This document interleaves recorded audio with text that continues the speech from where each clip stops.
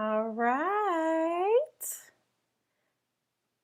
Well, ready? I am about to introduce you. Guys, I want you to welcome. Thank you so much for tuning in to another episode of The Candy Show. Guys, I am your host, Candy. I have another special guest in the building.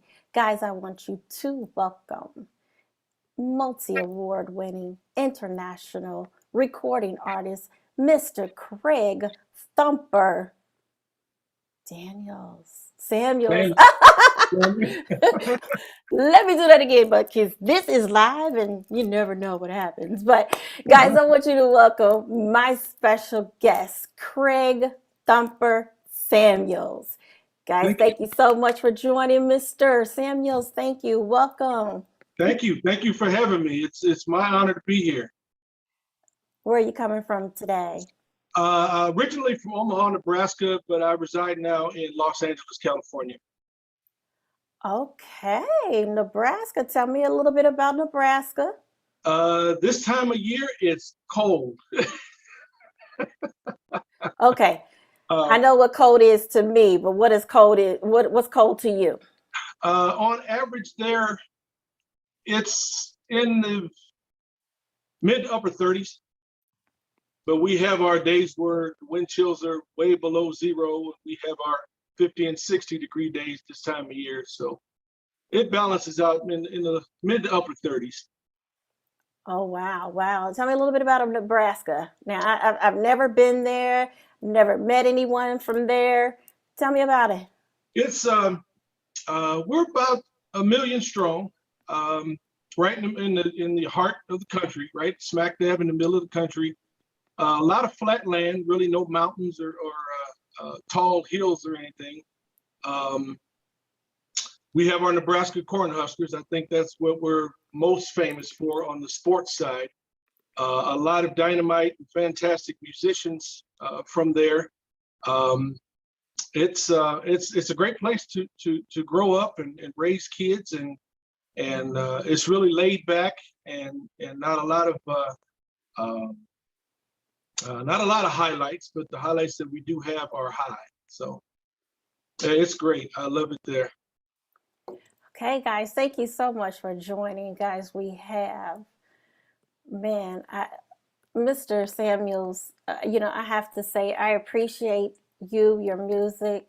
You are coming on today. We're going to talk about your latest release, and we're going to talk about how you started and all those good things. Thank you. Yeah, like I said, it's thank you so much for having me. It's a great honor to be here. If you are watching right now, you are on YouTube Live, and that's the Candy Show. That's Candy Productions 2, capital C, and the number 2.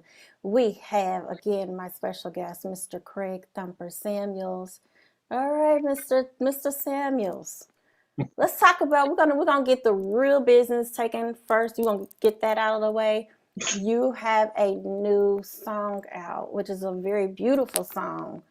Well, thank you. Magic. Thank you very much. You're welcome. What's going on Magic with Magic? Tell everyone Magic about was Magic.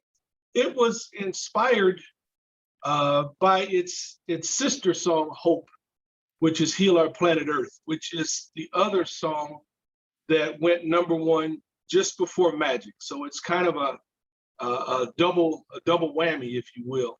Um, I'll start with Hope, if that's okay. Please Uh, do.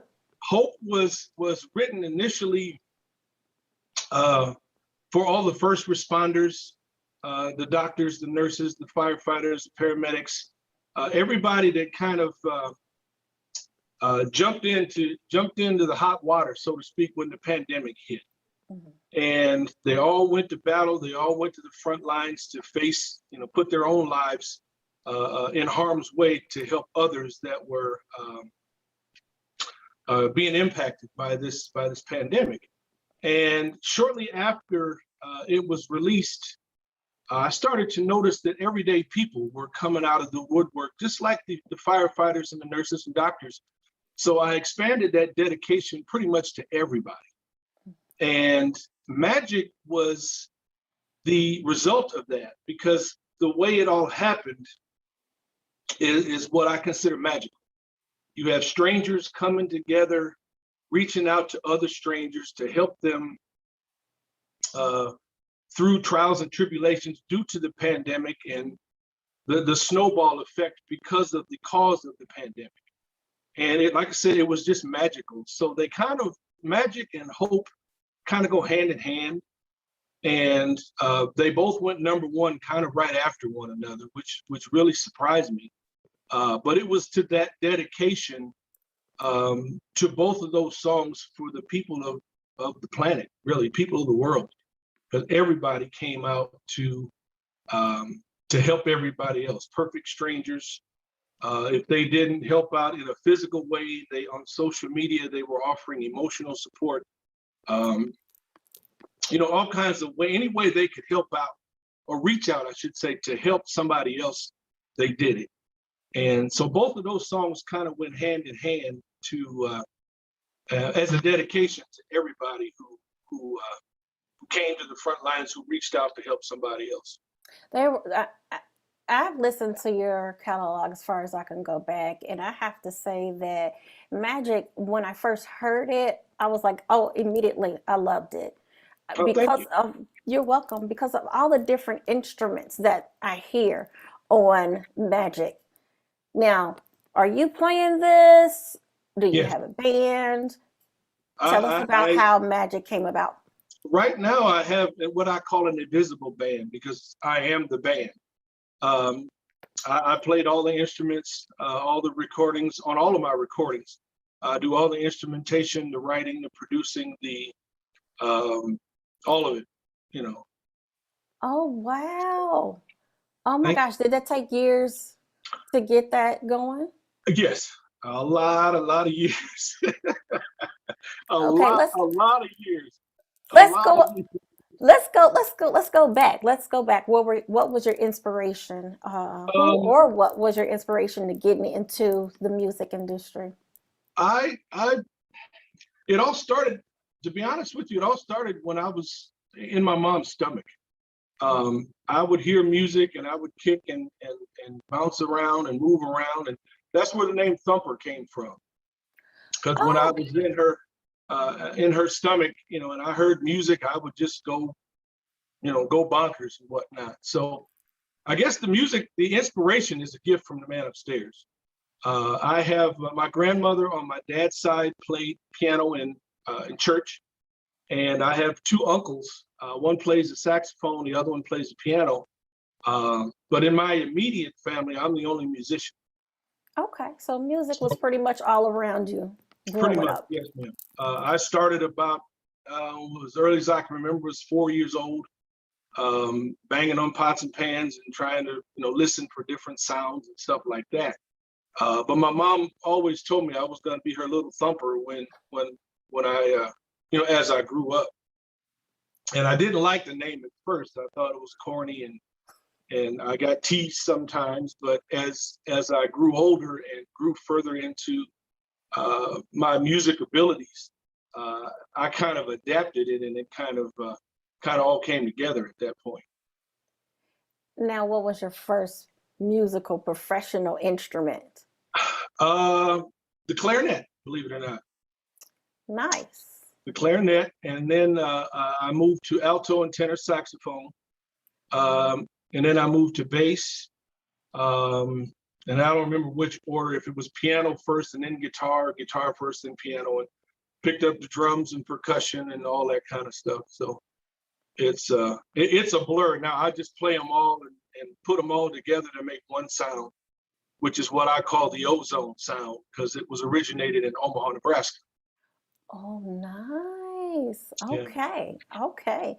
Now, my question that I have that I really want to know is, which is your favorite instrument to play? I really don't have one anymore because I appreciate them all in different ways. Each one of them does one thing that the rest don't do. And when you put them all together, um, put all the ingredients in the pot, and then you come out with your masterpiece. it's because of all of them together, not just one. So I get that question a lot. So, but especially yeah, for I'm sorry. I was going to say, especially for someone who has the talent to play that many instruments. How many instruments do you play total? I quit counting at 12. Okay. Yeah. Oh, wow. After that, I just quit counting. Oh, wow. Now, my first instrument was a violin. Well, no, Okay. take that. Let me take that back. The flutophone. Do you know? Okay. No, it's the instrument that you play in school. The flute. Well, it was more plastic Oh, flutophone. they call it a recorder. Recorder. There you go. Yeah. Yeah. I could have sworn it was flutophone or something really weird like that, but you're right. It's the recorder. I think pretty much everybody who took music had to play that one, but Oh yeah. the violin was really something that I had to play after that, but it was really hard for me to do just because I couldn't hold it against my neck. Yeah. But it was so, it's a beautiful instrument. And so when I hear a lot of your catalog, I hear all the different strings, all the different pianos, all the different, especially string, because Hmm. you have the guitar, bass guitar, those are pretty much your lead strings, and then your piano, correct? Correct. Yeah, I use a lot of orchestral um, compositions too. I mix some violins. I don't play a lot of violin, but I do because I play so much guitar. Um, I do play upright bass as well. So anything I can get my hands on, pretty much. I don't mess with a lot of brass. I don't do trumpets and trombones or tubas or anything like that. I just never had the armature for that. So I dealt more with the woodwinds than the uh, than the brass. Interesting. And I'm But glad you just mentioned orchestra because when I listen to your catalog, that is really what I hear. And the first thing that I was thinking of, and I have to tell you, the one orchestra song that I grew up on was actually the Barry White Love's Theme, I believe. Do oh you yeah, remember that? oh yeah. Oh, that was, man, I am so in love with that song. And so growing up on that type of era of music, I have a love and I can hear, especially with your talent and your catalog, I can hear all the different instruments and it reminds me of an orchestra. Oh, well, thank you very much.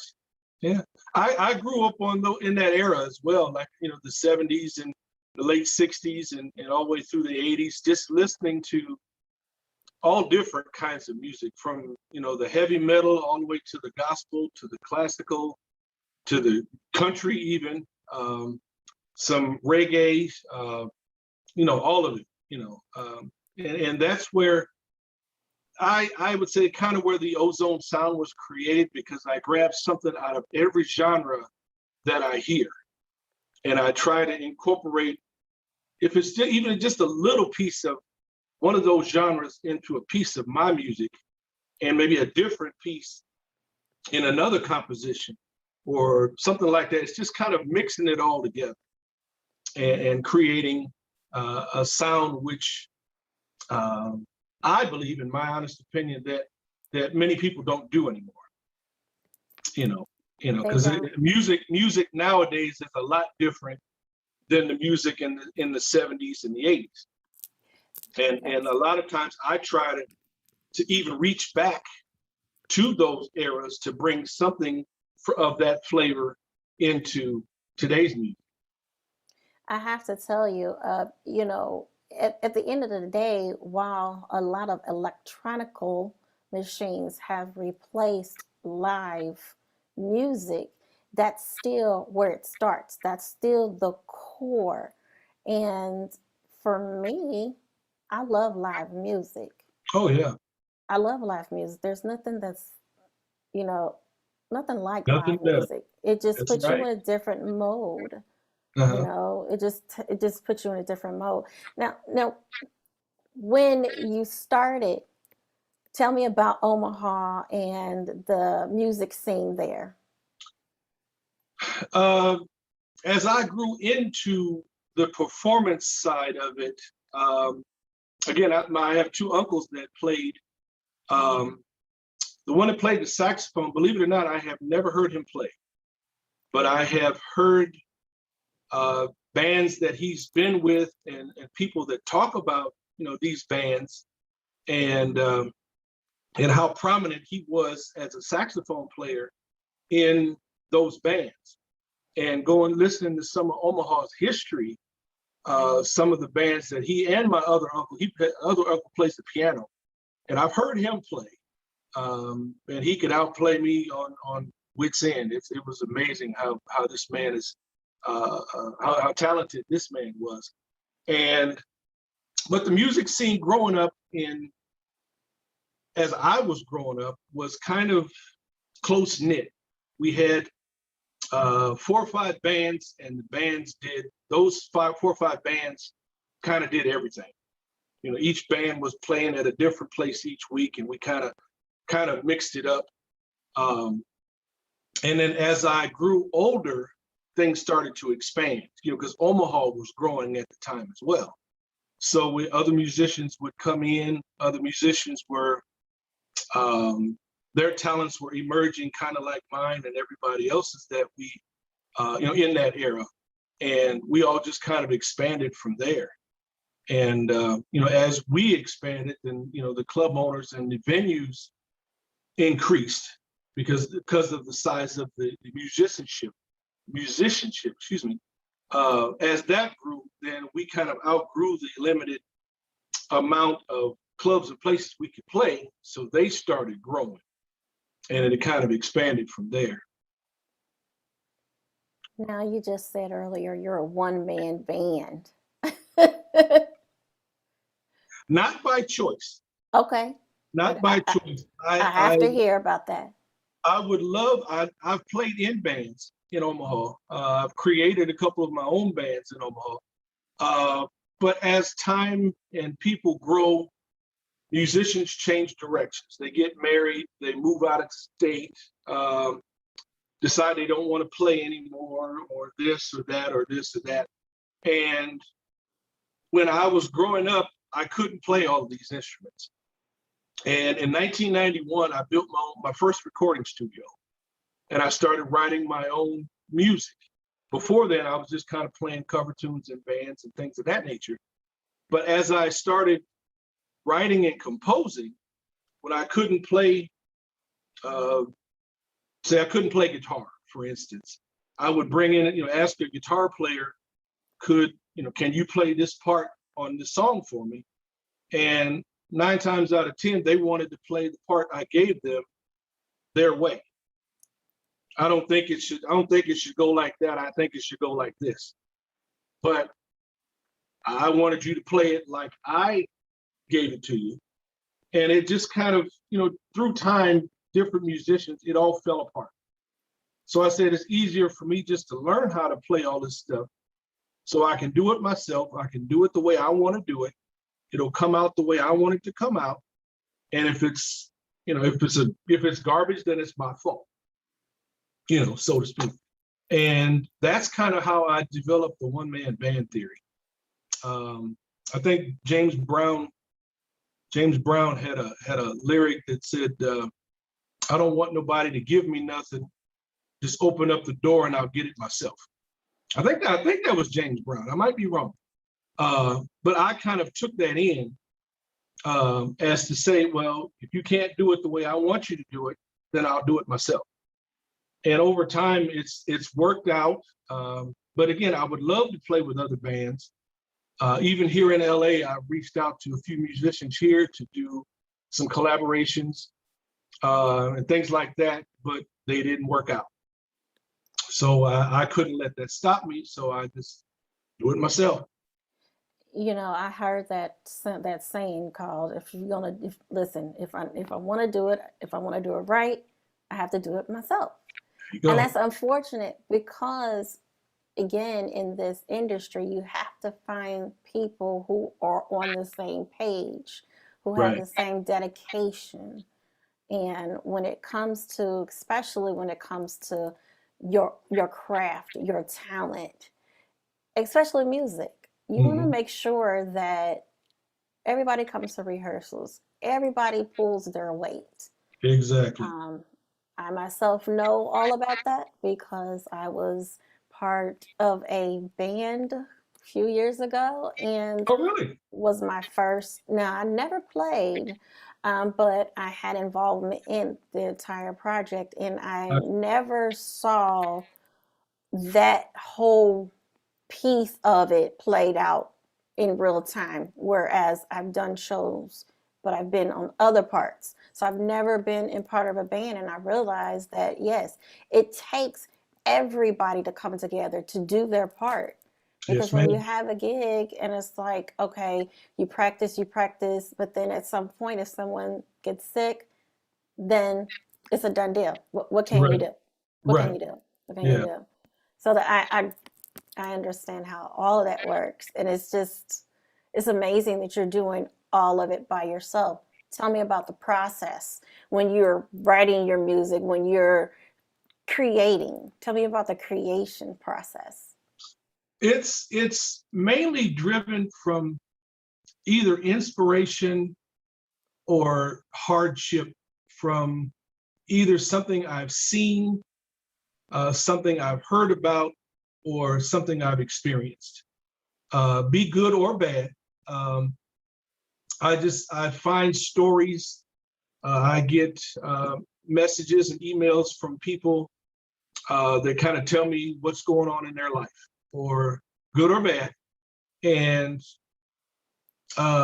it's kind of like, writing a movie. You get an idea, and then you start to put, pen to paper or hand to keyboard, so to speak, um, and you try to write something or create something to be able to help them either come out of a hardship or a misfortune, or to help them celebrate something positive uh, that they've done or accomplished. So as far as the writing, the composition part of it, sometimes I'll start with lyrics with no music. Sometimes I'll start with music with no lyrics, and I'll put the two together. Um, and then sometimes I'll start on a piano if it's a ballad, or guitar. And then other times I'll start with drums and bass. This depends on the feel or the idea behind the concept that I want to create. What's the longest if it's taken you to create an entire song? 3 years so far. Wow, why so long? Tell me. Wow. It's I sometimes I'll write in pieces. I'll wake up, in the middle of the night with the idea, and I'll get my cell phone out and I'll email something to myself and then go back to sleep or whatever. And then sometimes on the flip side of that, before I go any further, the flip side of that, the shortest time I've written an entire song was 20 minutes. So it just depends on, sometimes you find things that, I'll give you an example. If you put too much salt in something, you don't like it, you go back and start over. And sometimes I'll do that. I'll write a little bit, and then I'll get what they call writer's block. And then 3 months later, I'll write something else and say, well, this would fit with that, or this will fit with that. And then kind of like putting puzzle pieces together. And I don't rush things, because when you rush something, it never comes out the way you want. So I'll put, if you're trying to raise $1, you'll put 10 cents in a jar at a time, whenever you have it. So whenever a concept comes to mind, I'll put that in the drawer with the archive for that piece of music that I'm working on. I have another song called 1,000 Hearts, or 100 Hearts, I'm saying. And I'm slowly building that. But so far I've got is 100 hearts 1,000 times a day. I can't think, to say I love you, there's no better way. and that's it. That's all I have for that. So I put that in the drawer, and when the next piece of that comes to mind, then I'll just build on that until it's a complete project. Then I'll start working on music for it. And you write all your songs? Yes, ma'am. Mm-hmm. Okay. And are you putting this out independently? Yes, ma'am. I am an independent artist. Yeah, everything's on CD Baby, Spotify, Amazon, Apple Music, iTunes. You name it. If you Google Thumper and Generation One, you'll get about 6 pages of me that kind of direct you to some site where my music is. Yes, ma'am. Great. Now, I have listened to, like I said, your catalog, and I have to, this is where I get a little confused Okay. because you're not titled as a jazz musician. However, what I've heard would usually be typically called jazz music. And I'm not saying specific jazz and that's it, because you've done covers, but then when I say jazz, to me it's all instrumental. So I'm wondering, why is it that you do not call yourself a jazz musician? I'm predominantly a jazz musician. Most of my titles and catalogs and features feature me as a jazz musician. And if you know of one that doesn't, I'm kind of a multi-genre person as well. And my son asked me that same question. He said, well, if you do, you say you're multi-genre, but all you have is jazz, why are you multi-genre? I said, you know what, that makes a good point. So in 2022, when I come out, I'm going to start writing a lot more music in other genres. So I can be more than a multi-instrumentalist, I can be a multi-genrelist, if that's the right word. But Create a new word. doing a lot of jazz and instrumental music, I should say, gives the listener the idea or the concept, if you will, to create their own story or their own lyrics behind the inspiration that the music gives them. So I could write one piece of music and somebody might say it's a sad piece of music that'll help them through, or it could be a sexy wine and dine piece of music that will help them through. But I also write lyrics and stuff to help tell stories kind of from a different angle, so to speak. And I'm glad you mentioned that, because you said that you write lyrics. Mhm. But I don't hear, like, there's very seldom some of your songs actually have maybe a little bit of a chorus in it. But how do you write lyrics to a jazz instrumental? Well, what makes it a jazz instrumental is the lack of. I could take one piece of music and take out the lead guitar or the piano and put lyrics in it, and it would completely change the genre, if that makes sense. And that's the kind of music that I try to write to surprise people when I'm on stage. I've got several songs that I've written that I could go either way. I have lyrics, like I said, I have lyrics I don't have music to. I have music I don't have lyrics to. Or if I could take out the guitar part and put a piano part in there, and it would give a whole different feel to the same foundation of the track. So it's I'm kind of a surprise, element of surprise type of person, type of guy, I guess you could say. Because I do so many different instruments, and on in one concert I may play piano on this song. Another concert I may play guitar on that same song. So I try to mix it up as to I'm not so mechanical or repetitious. And that's one thing I think, again, in my honest opinion, separates me from other musicians that are out there. You know, you don't see a lot of, there are a few, but you don't see a lot of people playing, you know, guitar, piano, saxophone, and bass in the same concert. And that's one thing that I like to do, or sing for that matter. That's one thing that I like to do, is to break up the monotony of just, and don't take this the wrong way, and I don't want my listeners to take this the wrong way, but some instrumentalists play the saxophone through the whole concert, which is great. I mean, there's some amazing saxophone players from the top of the scale to the bottom. But what I try to do in my concerts is mix it up. You know, I'll come out with a bass, play lead bass on one like a Wayman Tisdale or something like that. And then on the next song, I might play piano like a Brian Culbertson, or play guitar like a George Benson, all in the same concert. So it's you kind of get a smorgasbord, so to speak. And actually, you know, I like that concept. I like exactly what you're saying. It breaks up the monotony of, okay, well, I know he's not going to do anything other than just play this instrument. So for me, again, I like to look and listen to live performances. So being able to shift back and forth between different instruments I think it's a great thing. I think it's a great thing. Well, thank you.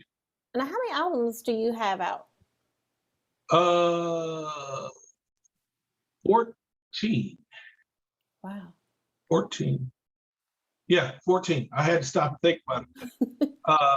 I'm working on my first live CD, which will be out in 2022, as well as 2 other studio CDs that I'm working on as well.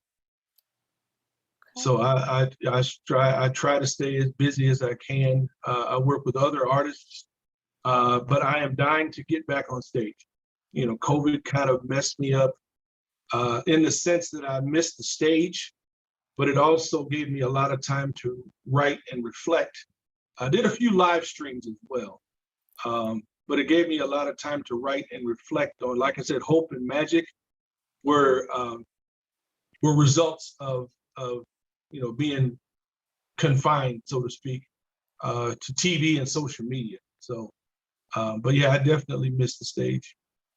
Well, I tell you what, I'm right there with you. I miss going and I miss people being on there. So Right. Music makes the world go around no matter what time of your life, whether good, bad, ugly, sad, happy, joyous, um, undetermined, you know, all of that. Music is just such a relief for a lot of people. It's good for your heart. It's good for your soul. Oh yeah, I agree. Okay, I have to ask this question. Why is it that when you listen to jazz music, you guys kind of get away with a long, extended version of a song? 8, 10 minutes, 7 minutes. Now your average song is 2 to 3 minutes. So why is it that you guys get away with such a lengthy song? I guess that's actually a good question. I think once the music grabs you, you don't want to let go, because it brings about a feeling that most people, like I said, they interpret their own story into this piece of music. And a lot of times they don't want to let it go. You know, like hearing your favorite song, you play it over and over and over. And even though it's repetitious, that feeling that you get, you know, it reaches out and just grabs you, and you don't want to let go. And then on from a live standpoint, it's not only the audio, but it's the feeling and the interaction that the artist gives and gets from the audience. And if it, like I said, if it's good, they don't want to let go of a good thing. And one artist said that, never let go of a good thing, or something like that. I can't remember the exact phrasing, but you know, when you got a good thing, you don't want to let, you know, even in a relationship, if you get a good woman or a good man, you don't want to let go. You do not want to let go. No, you don't. But you know, I also wanted to ask the question about jazz music in itself. To me, in my opinion, jazz music is so versatile. Mhm. You can elevator, weddings, Yeah. even when Grocery there's an store. event. Exactly.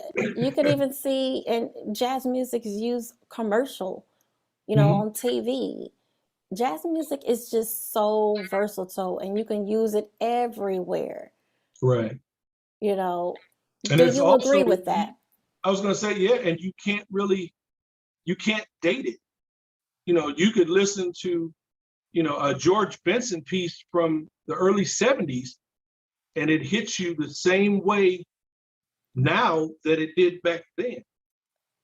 Whereas some songs with lyrics, you kind of have to go back to or reminisce or remember what was going on back then when that song came out.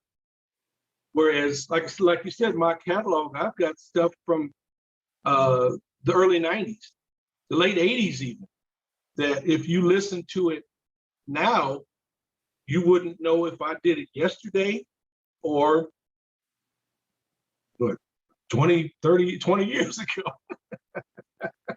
Now let's talk about your catalog. Okay. Now you play your titles. Okay. you it seems to me that you take great pride in your title songs, your songs. Yes, ma'am. Those are like my children.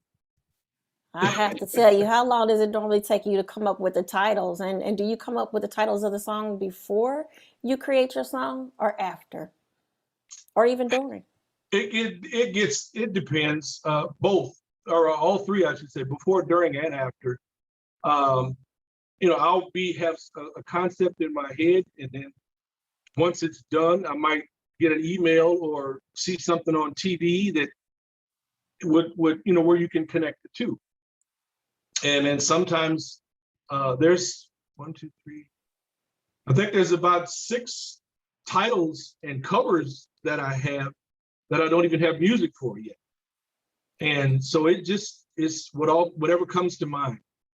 It's created in so many different ways. It's you can't put a limit on it, because like I said, you can't limit perfection, and you can't rush perfection.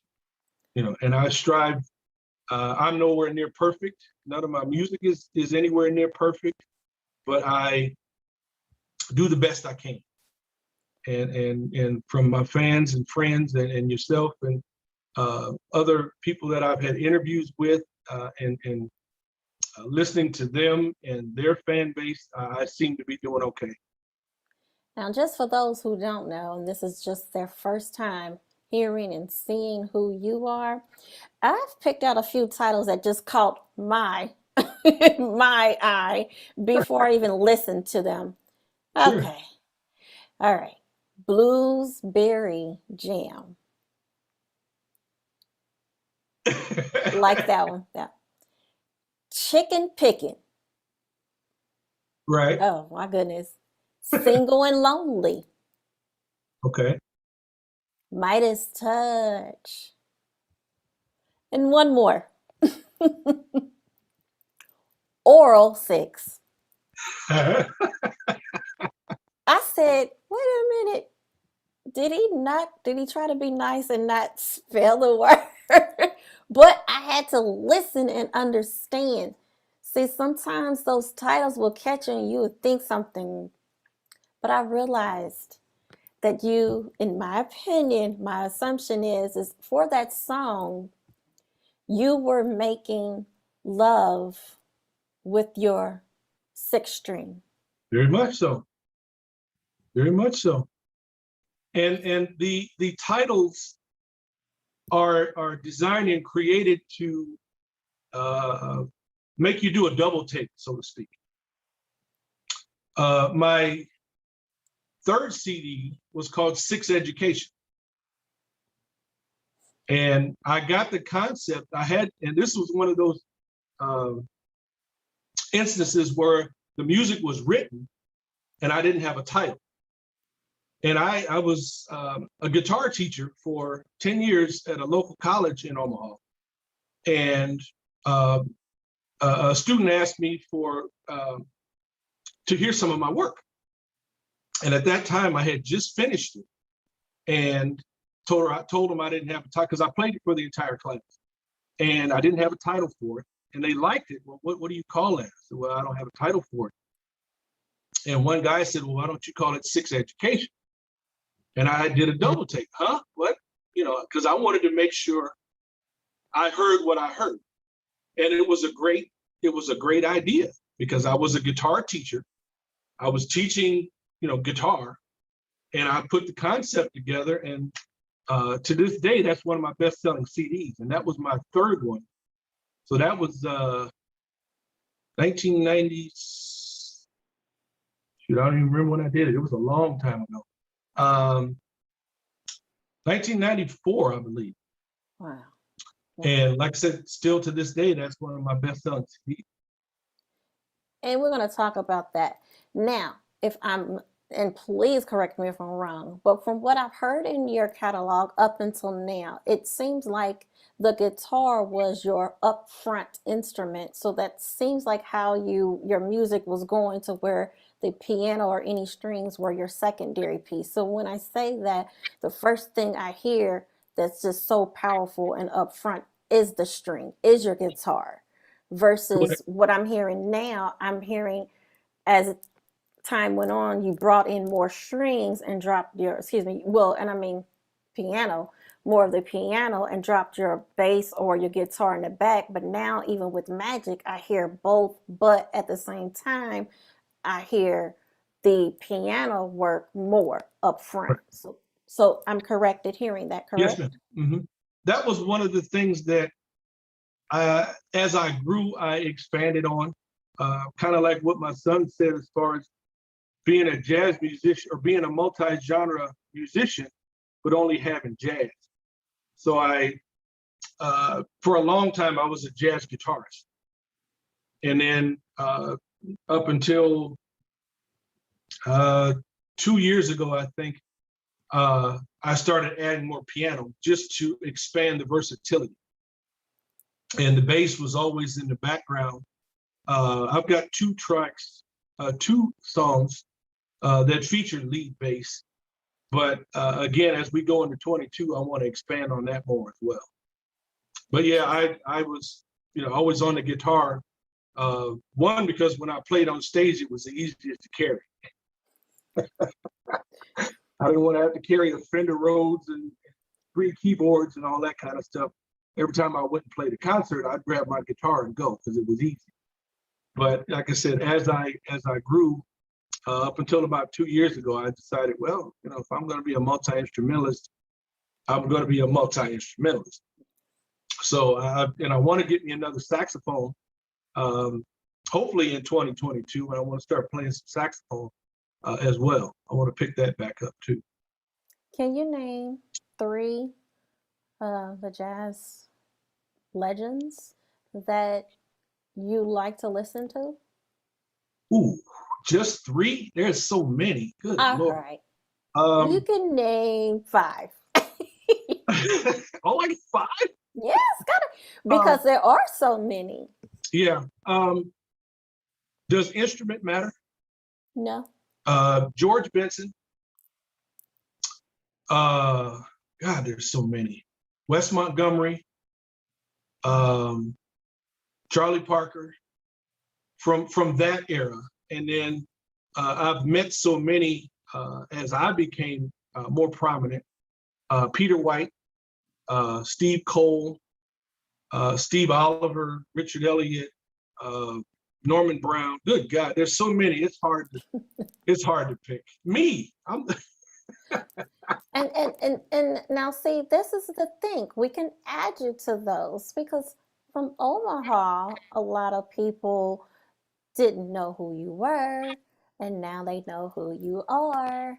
Yeah. And I've never met anybody from Omaha, so now I know who you are. I loved another song, and I gotta throw this out here. Thumpology 101. Uh-huh. I love that. I love that. Now tell me a little bit about, because just so those who are not familiar with your music, I really like that. To me, that seems like that's an intro song to your It is. set. It is. It's kind of a it, and most people might assume this as me being arrogant, but it's nowhere near that. It's kind of like you said, it's kind of an introduction of, this is who I am. Let me show you what I can do. This is how I do it, so to speak.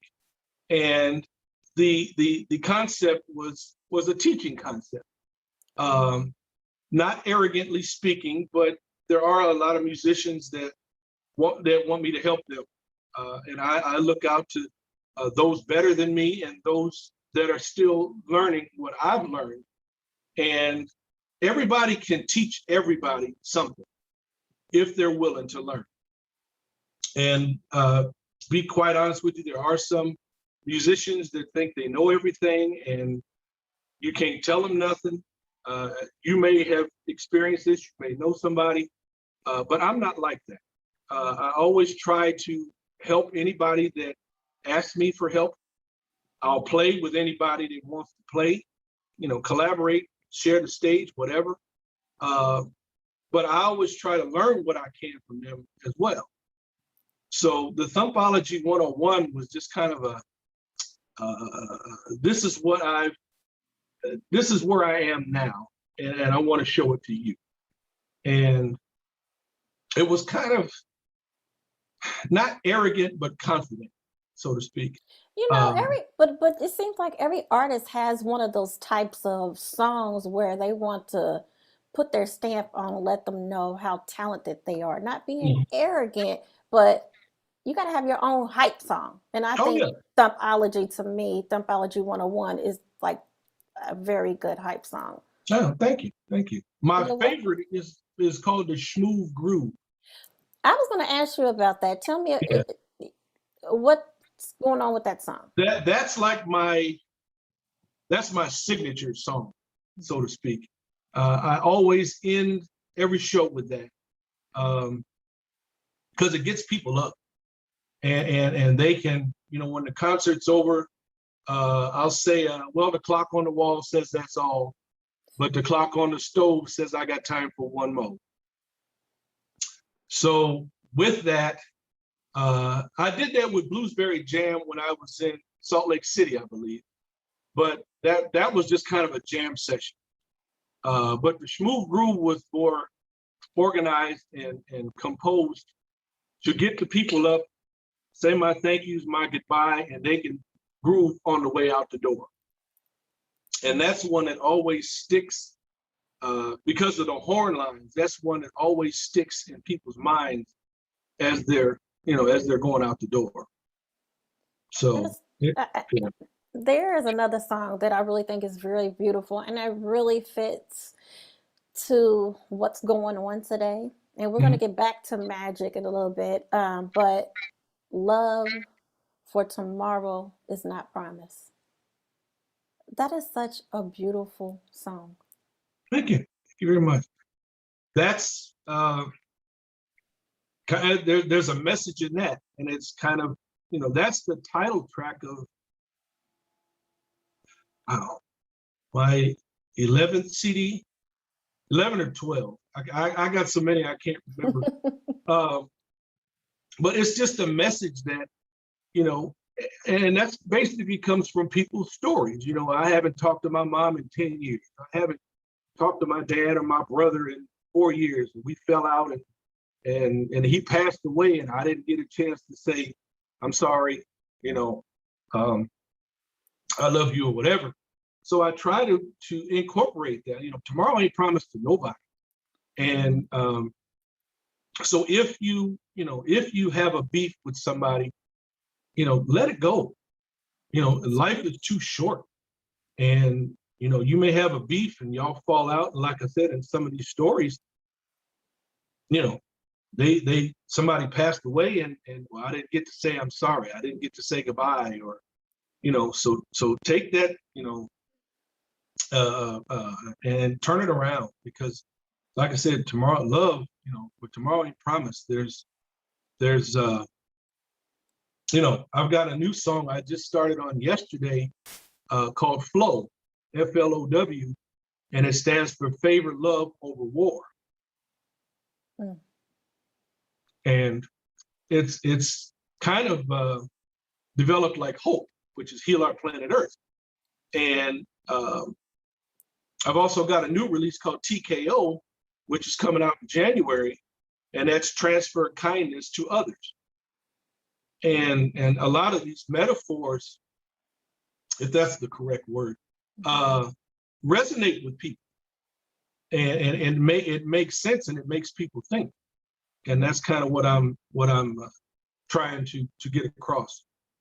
And you know what? And that goes back to the creativity in your titles, and you're putting not just one word title. Each letter means something. Mm-hmm. That says that you are, in my opinion, that you take your work seriously, that you put a lot of work in it. So there's not only just a song, but there's a message behind a song. Yeah. Yeah. That's what I try to do, because like I said, even though the title is there, each person, especially on the instrumental side, can interpret that title however they feel they need to feel better or celebrate, depending on their situation, the way that piece of music can help them. And when people understand the meaning behind something, it helps inspire them to, inspire them to do better. And that's what I try to do. You mentioned covers. Mm-hmm. Again, going through your catalog, I've noticed that you've covered some songs. Now, I've noticed that you've covered Janet Jackson. That's my future wife, but she don't know it yet. Oh my gosh. I love Janet Jackson. Y'all, nobody can tell me about her. Mm-hmm. I have something going on in my head with Janet Jackson. I used to always, and I still do, I ain't even gonna lie, I've always wanted to be Janet Jackson's background singer, a background dancer. So I don't know, maybe one day. If she and I get married, I'll plug you in. But I also noticed that you covered, and for those who know me, I have a favorite group that I grew up on. You covered some New Edition. Mm-hmm. I've never heard a jazz instrumentalist cover New Edition. Can You Stand the Rain? Mm-hmm. Oh my goodness. Tell me, why did you choose that song? There were a lot of different reasons. Part of it was the message in the original. It was, I believe it was written by Jimmy Jam and Terry Lewis. No, I'm sorry. That's the other one. I can't remember who wrote that now. But yeah, it was the message. And it was just the concept that hit me. And I mean, it just felt good. And it was a song, it was a #1 hit, I believe. I don't know if it was it New Edition or Johnny Gill? I know Johnny Gill. Well, you did both of them. Actually, you did Can You Stand the Rain by New Edition, and you covered My by Johnny Gill. Right. Yeah. So yeah, I just try to one thing I try to do is grab a song that other people can relate to or other people know. So when I do my live performances, they can sing along. That's one aspect, but and everybody knows, your hits. Bob Marley, I did I Shot the Sheriff. Yes. I did the Bee Gees. Now, which Bee Gees song? Too Much Heaven. Oh, that's right. That's right.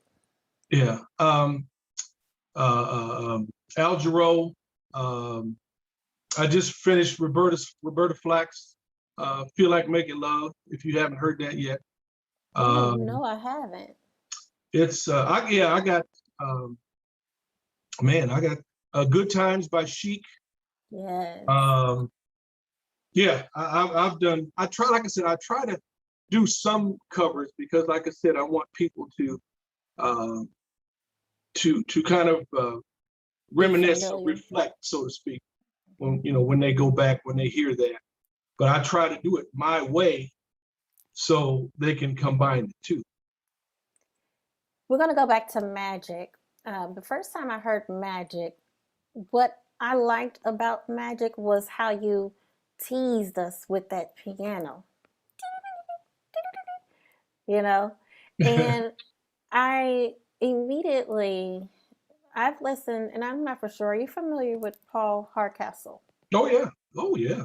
Okay. So I immediately started hearing Return of the Rain Man with that song, with Magic. And that is what made me pull myself into Magic because of the somewhat similarity of what I heard on the Paul Hardcastle. So, just for those who don't know, I listen to a lot of different music. Right, right. And I usually listen to and I hear things, and a lot of times it's that familiarity, and I never say it right. But again, that is what pulled me into Magic, the how you teased us. Mhm. I mean, you were teasing. I'm just gonna say that. It's beautiful, it's sexy, it's soft, it's just everything that you want in a jazz, but more so sexy version. I try to be. Yeah, what I try to do is get your attention. And once I get your attention, I want to keep it. And you mentioned the length. Once you have it, you hold on to it. You don't want to let it go. So Exactly. some people could listen to that. I had one friend from Germany, I think. He's got it on repeat, so it doesn't stop, and he'll play it for 20, 30 minutes at a time, Oh, wow. just like on a loop. And so I'm like, okay, I got your attention. That's all I wanted to do. Man. Now, you mentioned earlier about the projects that you have coming up. So, while we're working to wrap this up, I know that you said you had an announcement. Yes, ma'am. A very good friend of mine named Debbie Burke. She's an author and a writer, and she's got a book coming out in about 2 weeks. It's called Tasty Jazz Jams for Our Times, Volume 2. And I'm going to be featured in it. Oh, wow. And Congratulations. thank you very much. And this is another unexpected milestone.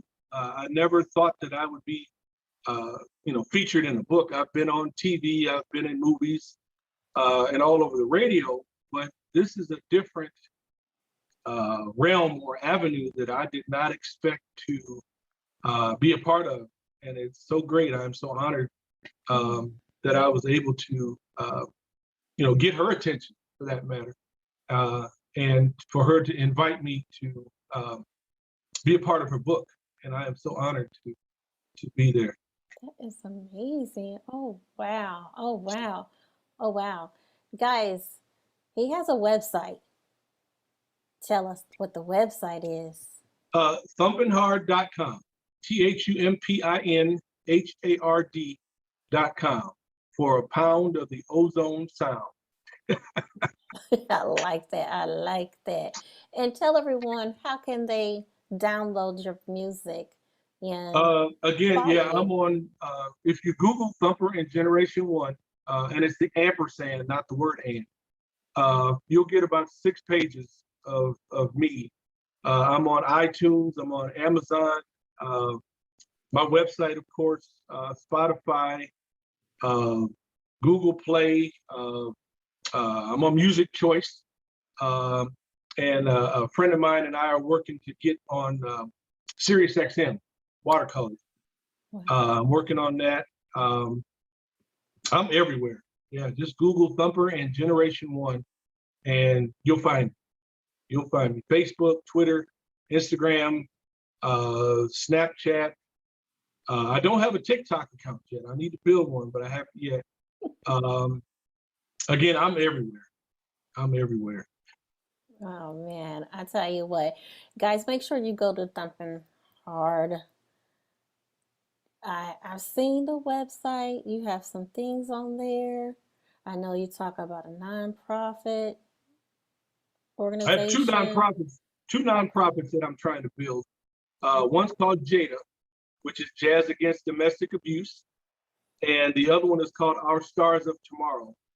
And really quick, Our Stars of Tomorrow is the initial concept is where I write one song every year, and all the money that I raise from that song goes to high school seniors for scholarships who otherwise don't qualify for scholarships to help them get into their first year of college.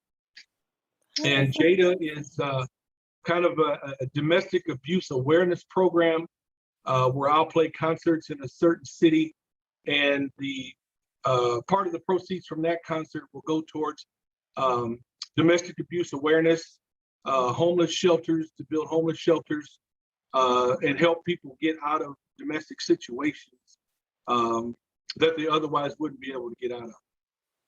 Oh wow, that is amazing. We definitely, that's the one thing that I miss during this worldly situation is that I would go and volunteer my time at the homeless shelters, the women's and children's homeless shelters once a month. But with COVID and everything, I obviously had to Oh yeah, stop that. yeah. But that's a great cause. That is a great I used to cause. do back when I was in Omaha. I used to do concerts for an organization called the Child Saving Institute, and these were children from battered homes, children who were abandoned, children who were pretty much given up on. And it was kind of I did concerts and in cooperation with clowns and stuff for the younger kids, but just to put on music concerts for just to be doing it. So I try to give back to the community as much as I can. It's a wonderful feeling. It's a Yeah. wonderful feeling. However you Yeah. can, you should want to give back. Mr. Craig Thumper Samuels, is there anything that we missed today that you would like to make sure that everyone knows about? Not that I can think of. I think we covered pretty much everything. 2022 is going to be really big. Again, with the I've got some new music coming out. I'm looking very, very sharply and prominently to get back on stage. I work with an agency called the Kenneth Carroll Agency in Atlanta, and Pete Sidney Productions, and they're working on some stuff for me for concerts. So hopefully I'll be doing some touring this year or next year.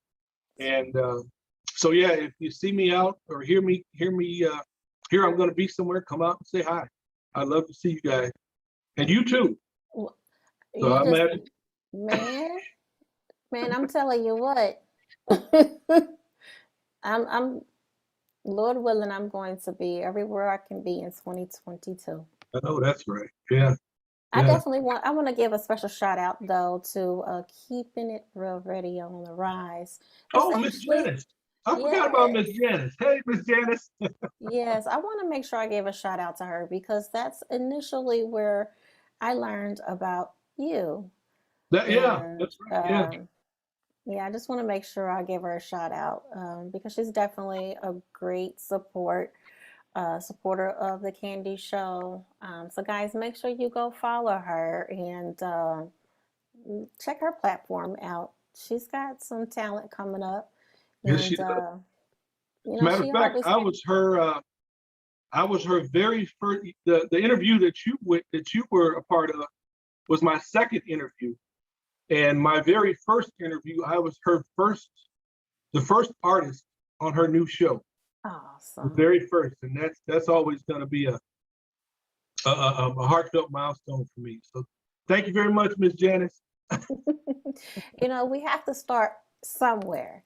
Exactly. And it's people like us that are willing to give that extended hand out. And so, you just never know. You never know where your next opportunity comes from. So you must always, always thank those who have helped you along Oh the yeah. way. That's just what I believe. No, some people don't do that, Yeah. Yeah. but I do. I do. And one thing I would say really quick is not only do you are you should you be thankful, but you should be willing to share, your experiences, your knowledge, because you can't take it with you. No. So you just will, pass it along, to help somebody else. And that's one thing that I've always done is always try to help other people in some way, shape, or form, anybody I can. We all didn't just come up out of here just born stars, Right. or born whatever it is that your talent was or is, and has made you a success Hmm. story. So I just thank you so much, Mr. Craig Oh, Thumper of course. Samuels, Thank you for having me. for Again, it's an honor. oh, you're welcome. Thank you for allowing me to come in and share my experience with the first Nebraskan. Is that how you say it? Nebraskan? Nebraska. Yeah. Nebraska Uh-huh.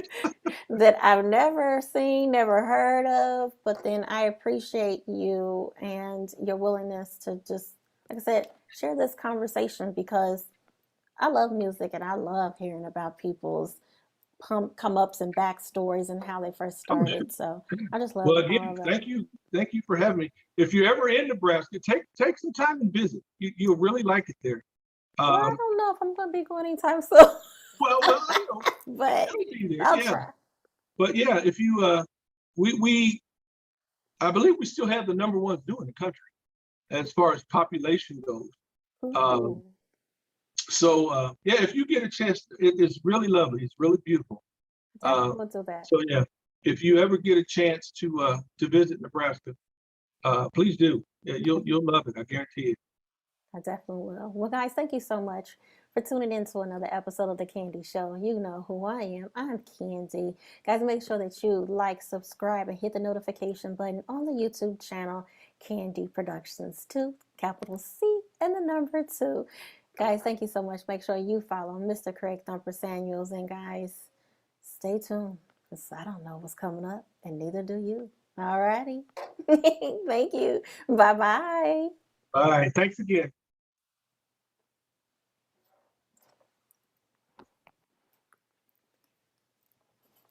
Bye-bye.